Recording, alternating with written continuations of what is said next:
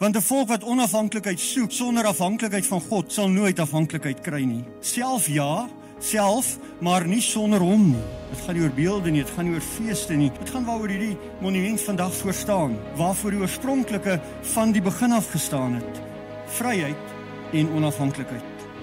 Die strewe, die begeerte en die reg van 'n volk, 'n eie volk op aarde. 'n Vryheidsmonument, 'n vryheid wat gegaan het oor vryheid van reg, vryheid van regering, vryheid van geloof en vryheid van ekonomie. En op daai 4 vryhede mag jy nie toegee nie. Nie op reg nie, nie op regering nie, nie op geloof nie en nie op ekonomie nie. Daarom is die simboliese skuif na Urania so geweldig, want dis vryhede wat in 'n groot mate weggevat is, of onderdruk word of bedreig word. Daarom moet jy mooi hoor as ons sê dat as hy dan bedreig word en as hy dan onveilig staan in die middestad en as hy 'n kwesbare monument geword het en daar 'n onwelkome gevoel is as jy daar is, wel moet ons uitroep, wat nou Afrikaner, waarheen nou boerevolk, wat nou?